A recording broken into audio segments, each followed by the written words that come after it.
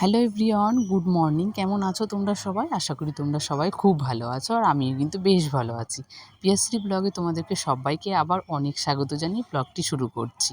দেখো, আমি সকালবেলায় কিন্তু ছাতু নিয়ে নিয়েছি, একটু ছাতুটা খেয়ে নিলাম, তারপরে সকালের কাজগুলো শুরু করব। কারণ প্রত্যেকটা দিন হয়ে যায় সকালবেলা অনেকটা দেরি হয়ে যায় কিন্তু ঘুম থেকে উঠতে আমার, তাই কিন্তু সকালের খাওয়া দাওয়াটা আমার বলতে পারো কোনো দিনই হয় না। সকালবেলা তো সেভাবে ব্রেকফাস্ট কোনো কিছুই করি না। ওই সকালে একটু যদি সময় পাই তাহলে কিন্তু ছাতুটা খাই, কিন্তু ছাতুটাও যে প্রতিদিন খাই তা না। আশেপাশে থেকে হয়তো তোমরা অনেক আওয়াজ পাচ্ছ, কারণ এখন আমি ছাদের উপর ভয়েসটা দিচ্ছি তো, আর আশেপাশের থেকে প্রচুর আওয়াজ আসছে, তো তোমরা সবাই একটু মানিয়ে নিও।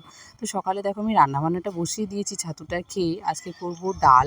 তো ডালটা আমি সবসময় এই ভাতের হাঁড়ির মধ্যেই বসিয়ে দিই, কারণ হাঁড়িটা আমার অনেকটা বড়, তো তার মাঝখানে যে আমি ডালটা করবো এক্সট্রা করে, সে কড়াইয়ের মধ্যে আমার মনে হচ্ছে ভালোটা সেদ্ধ হয় না আর ভালোও লাগে না। আর এটা যদি আমি ওই ভাতের হাঁড়ির মধ্যে যদি ওই একটা কোটার করে দিয়ে দিই, ওটা ডাল সিদ্ধ করাই কোটা, তো সেই কোটার মধ্যে দিয়ে দিলে না খুব ভালো সেদ্ধও হয়ে যায়, আর অনেকটা কম সময়ের মধ্যে রান্নাগুলো শেষ করে নিতে পারি। তাই কিন্তু সবসময় আমি ওই বলতে পারো হাঁড়ির মধ্যেই ডালটা সবসময় সিদ্ধ করে নিই। তাহলে আমার এটা কিন্তু আমার কাছে খুব ভালো লাগে যে তাড়াহুড়ো করে রান্নাগুলো আমি শেষ করে নিতে পারি। এদিনে আমরা গেছিলাম বিয়ে বাড়ি, তো বিয়ে বাড়িতে আসার পরে থেকে কিন্তু আমি রাতে আর কোনো কিছু গোছগাছ করে গুছিয়ে রাখতে পারিনি। তাই কিন্তু সকালে উঠে দেখো রান্নাবান্নার কাজগুলো শুরু শেষ করে দিয়ে ঘরের কাজগুলো শুরু করে দিয়েছি। কারণ এগুলো সব আমাকে গুছিয়ে রাখতে হবে, আর ভালো জিনিসগুলো যদি গুছিয়ে না রাখি তাহলে কিন্তু সব নোংরা হয়ে যাবে। তো সবসময় তো আমরা চাই যে একটু ভালো জিনিসগুলো ভালোভাবেই রাখি, আর আমরা নিজেরাও একটু ভালোভাবে থাকি। তাই প্রত্যেকটা জিনিস কিন্তু আমি খুব যত্ন করে রাখি। যেমন এই যে এই সাফারিটা দেখছো, ও কিন্তু খুব খুব শখের একটা, ওর এগুলো জামাকাপড় বলতে পারো, খুব শখ করে জিনিসগুলো বানায়। তো এগুলো একজনের দেখে ও এটা বানিয়েছিল। আর একটা ছিল ওর বন্ধুর বিয়ে, তাই সেখানে ও বরযাত্রী হিসেবে গেছিলো, তো সেখানে কিন্তু এই সাফারিটা পরে গেছিলো। এসে আমি আর ধুয়ে দিতে পারিনি, তো তারপরের দিন আমি এবার ধুয়ে দিয়েছি। যেগুলো সবগুলো আমি গুছিয়ে রাখবো, তার সাথে কিন্তু এটাও গোছানো হয়ে যাবে। আর এখানে আমি একটা ছোট্ট করে ব্যাগ প্যাকিং করে নিচ্ছি, কারণ কোথায় যাচ্ছি সেটা তোমাদেরকে পরে বলছি। এখানে আমি গোছগাছগুলো করিনি, কারণ যেগুলো গোছাচ্ছিলাম সেগুলো আমি সুন্দর করে আলমারিতে রেখে দিলাম, তার সঙ্গে ছোট্ট করে একটা ব্যাগ প্যাকিং করে নিলাম। আমরা যাব পরের দিনে একটা জায়গা, তো সেটা তোমাদেরকে পরে বলছি। বিয়ে বাড়িতে গিয়ে আমরা খুব আনন্দ করেছিলাম, তার সাথে কিন্তু খুব মজাও হয়েছিল, যেহেতু ওর বন্ধুর বিয়ে, তো সেখানে তো মজা হওয়ারই কথা। তো সবাই মিলে ভীষণ আনন্দ করেছি। আর তারপরের দিন দেখো আমার কত কাজ জমে গেছে। আনন্দ করেছি তাহলে তো একটু কাজ জমবেই, তাই না? কোনো অনুষ্ঠান বাড়িতে যাওয়ার আগে কিংবা কোথাও যাওয়ার আগে কিভাবে যে ঘরটা যে কিভাবে অগোছালো হয়ে যায়, কেউ কি তোমরা বুঝতে পারো? অবশ্যই তোমরা কমেন্টে জানিয়ে। তো আমি কিন্তু কিছু বুঝতেই পারি না, কারণ আমি ড্রেস পছন্দ করার পরেও যে কিভাবে ঘরের ভেতরে আমার এত অবস্থা খারাপ হয়ে যায়, কেউ যদি তোমরা না দেখো তাহলে তোমরা বুঝতেই পারবে না।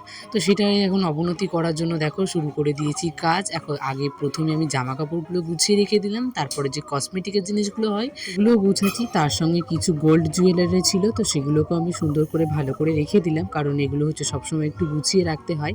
নাহলে কি বলো তো, অগোছালো জিনিসের মধ্যে তো খুঁজে পাওয়া যায় না। আমি আবার অনেক সময় জানো তো, যে জিনিসটা আমি গুছিয়ে রাখি সেটাও কিন্তু অনেক সময় ভুলে যাই যে কোথায় কোন জিনিসটা রাখি, তখনই কিন্তু আমাকে আবার খোঁজাখুঁজিগুলো করতে হয়। এখন যেন আমি দেখো, যেগুলো এমনি সরু চেনগুলো আছে সেগুলো কিন্তু আমি একটা কৌটার মধ্যে রাখছি, আর যে আমার আংটির যে কালেকশনগুলো আছে সেগুলো কিন্তু আমি আবার আর একটাতে রাখছি। আর মাম্মামের যে এখানে রূপোর জিনিসগুলো আছে সেগুলো কিন্তু আমি আরও একটা কোটাতে রাখছি। তো মাম্মামের অনেকগুলো রূপোর চেন হয়েছিল ওর অন্নপ্রাশনের সময়, অনেকগুলো চেন পেয়েছিলাম, প্রায় ওই 7টা মতো।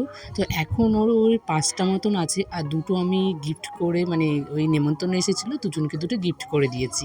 কারণ এই ছোটো ছোটো চেনগুলো এগুলো পরতে পরতে মাম্মাম কিন্তু অনেকটা বড় হয়ে যাবে, আর তখন কিন্তু সেই চেনগুলো আর পরবে না। তাই আমার যে আগে একটা নোজপিন ছিল সেটাও কিন্তু ভেঙে গেছে, তাই একটা এখান থেকে আমি নোজপিনগুলো বের করে নিলাম, আর মাম্মামের জন্য চেনটাও বের করে রাখলাম। যেহেতু যাব আমি মাম্মামের মামার বাড়ি, হচ্ছে আমার বাবার বাড়িতে যাব, কারণ প্রাইস নাকি সফট আমি নিজেই জানি না, কারণ হঠাৎ করে যেই জিনিসটা দেখি না সবসময় মনে হয় যে এটা, একবার মনে হয় সারপ্রাইজ, একবার মনে হয় সফট।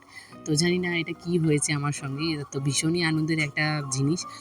আমার বোন অনেক দূরে থাকে, তো আমাদেরকে না জানিয়েই বলতে পারো সারপ্রাইজ দেওয়ার জন্যই কিন্তু ও এসেই সবাইকে সারপ্রাইজটা দিয়েছে।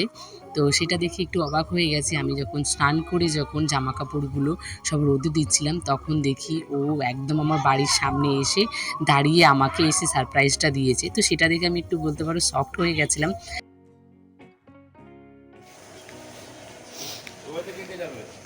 কোন বাড়িতে? ওরা দুজনেই। মাম বাবা এদিকে তাকাও। গুড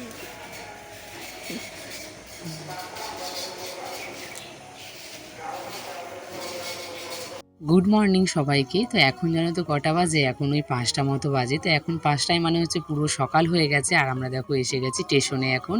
আর ও টিকিট কাটছে, মাম্মামকে নিয়ে আমি দাঁড়িয়ে আছি। আমরা যাব এখন সবাই মিলে এখন রওনা দেব। তো মাম্মামকে দেখছি, মাম্মামের একটু শীত শীত লাগছিল, তাই আমার কাছে একটা ছোট্ট কাপড় ছিল, মাম্মামের ওই মুখটুক মোছার জন্য আনা হয়েছিল, তো সেটা দিয়েই ঢাকা দিয়েছিলাম। আর আজকে এমন হচ্ছে না, তোয়ালিটা ভুলেও গেছি। তো দেখো দুই বোন একসাথে হয়ে এখন আমরা ভীষণ খুশি, দুজনেই খুব আনন্দ করছি। তো চলো নেক্সট ব্লগে তোমরা আরও আনন্দের ভিডিও দেখবে। তো চলো টাটা।